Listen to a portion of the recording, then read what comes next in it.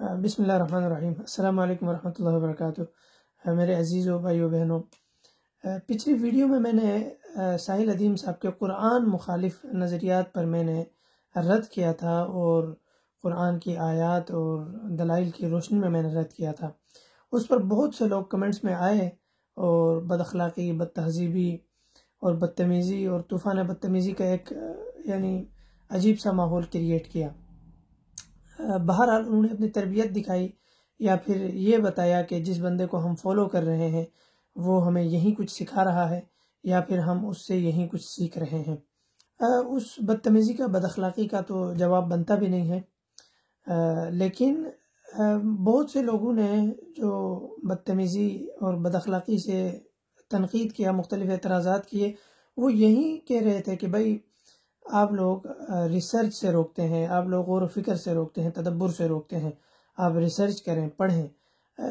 دیکھیے، آپ 1000 بار ریسرچ کریں، آپ لاکھوں کتابیں پڑھیں، لیکن لاکھوں کتابیں پڑھنے کے بعد اور لاکھوں بار ریسرچ کرنے کے بعد اگر وہ ریسرچ، وہ علم آپ کو اخلاق نہیں سکھا سکا، آپ کو تہذیب نہیں سکھا سکا، آپ کو اختلاف کا ڈھنگ نہیں سکھا سکا، تو پھر you are an ill known person۔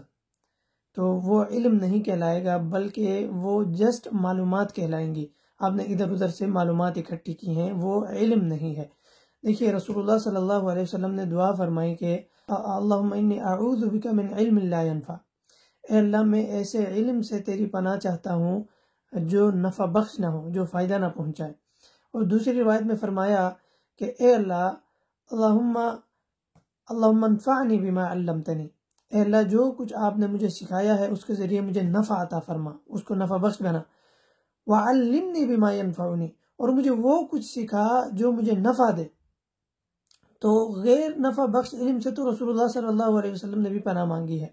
تو صرف ریسرچ کرنے کا کیا فائدہ، اور صرف کتابیں پڑھے جانے کا کیا فائدہ کہ اگر آپ اتنا کچھ پڑھ کے اخلاق نہ سیکھیں اور اختلاف کا ڈھنگ نہ سیکھیں۔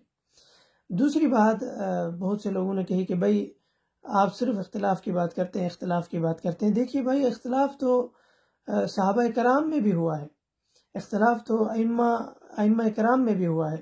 صحابہ کرام میں بہت سے مسائل میں اختلاف ہوا، دلائل اور احادیث میں واقعات موجود ہیں، لیکن کبھی ایسا نہیں ہوا کہ صحابہ کرام نے ایک دوسرے کے ساتھ بدتمیزی کی ہو۔ آپ کو کہیں پر یہ معلوم نہیں ہوگا کہ صحابہ کرام نے اس اختلاف کے نتیجے میں ایک دوسرے کو غیر مہذب الفاظ سے مخاطب کیا ہو، یا جیسے کمنٹس میں لکھے گئے جاہل اور فلاں مولویت کا طعنہ دیا گیا۔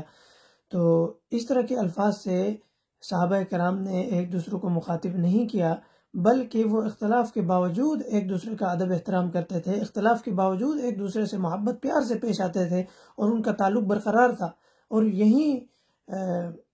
اسی سنت پر ائمہ نے عمل کیا، اور اسی سنت پر ہمیں بھی عمل کرنا چاہیے۔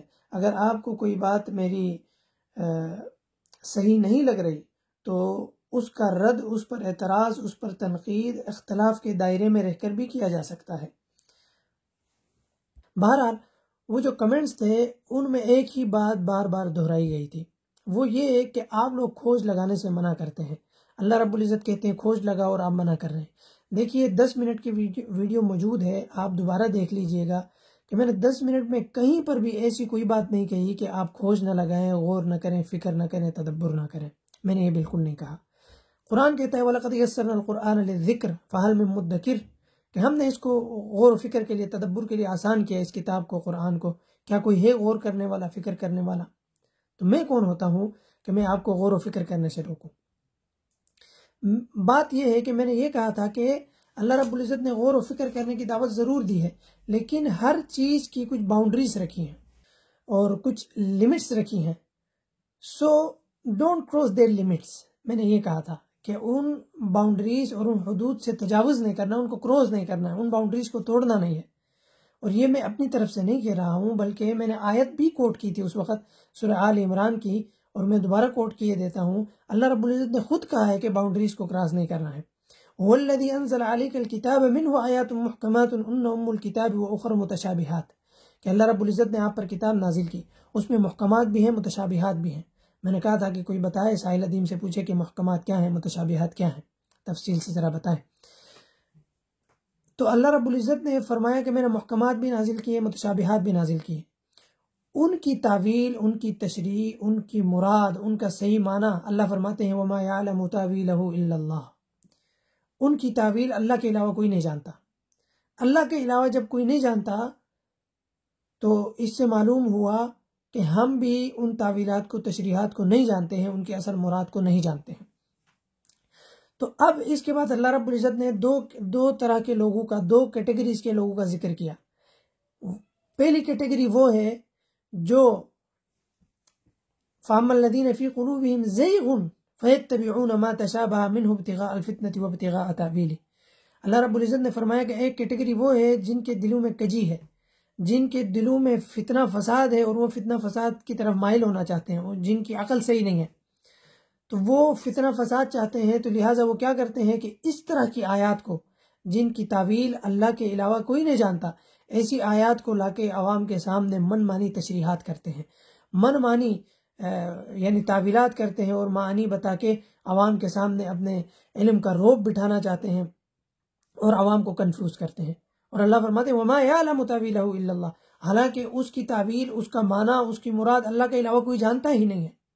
تو یہاں اللہ نے باؤنڈریز رکھی، اور اللہ رب العزت نے پھر دوسری کیٹیگریز کے لوگوں کے بارے میں بتایا وَالرَّاسِخُونَ فِي الْعِلْمِ يَقُولُونَ آمَنَّا بِهِ كُلٌّ مِّنْ عِندِ رَبِّنَا، کہ جو راسخ ہوتے ہیں علوم میں، یعنی جن کو علوم پر، شریعت کے علوم پر گرپ ہوتی ہے، وہ کیا کہتے ہیں آمَنَّا بِهِ كُلٌّ مِّنْ عِندِ رَبِّنَا، کہ ہم ایمان لائے، یہ سب ہمارے رب کی طرف سے، ہم اس پر ایمان لاتے ہیں۔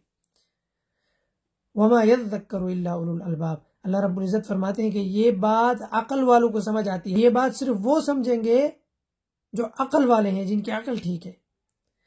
اب اتنی سی بات آپ کو سمجھ نہیں آئی اور آپ نے طرح طرح کے الزامات لگائے اور بد اخلاقی کا مظاہرہ کیا کہ میں نے کھوج لگانے سے روکا ہے، فلاں کیا فلاں کیا، حالانکہ میں نے پوری ویڈیو میں ایسی کوئی بات نہیں کی تھی۔ میں نے اس آیت کو کوٹ کیا تھا، میں نے کہا تھا کہ جسٹ کچھ لمیٹیشنز ہیں، کچھ باؤنڈریز ہیں، ڈونٹ کراس دیٹ باؤنڈریز، اتنی سی بات میں نے کہی تھی۔ اچھا، اس کے بعد بہت سے لوگوں نے یہ کہا کہ آپ ہر جگہ اختلاف کرتے رہتے ہیں۔ بھائی دیکھیے، جہاں پر علم ہوگا وہاں اختلاف ضرور ہوگا۔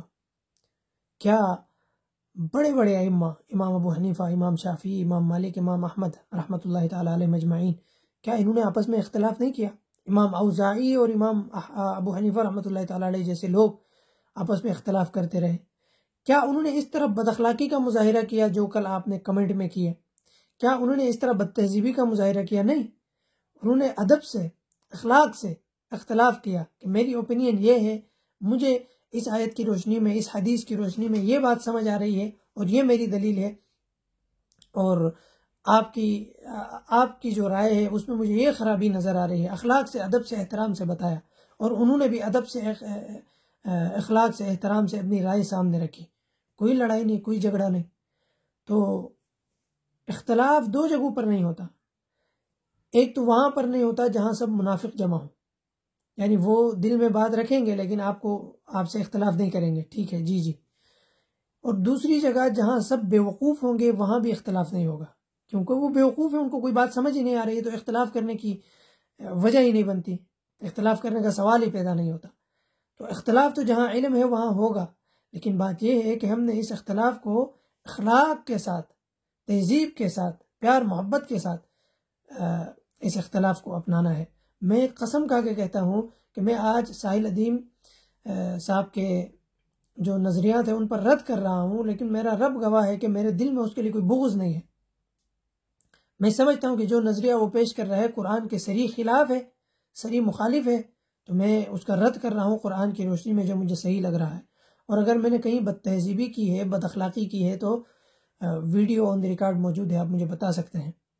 میں کبھی بھی اخلاق کا، ادب کا دامن نہیں چھوڑوں گا، اور اسی طرح جو بھی مجھے لگے کہ قرآن کے خلاف، حدیث کے خلاف، شریعت کے صریح خلاف آپ کا نظریہ ہے تو میں اس کا رد کروں گا، اور یہ میرا حق ہے۔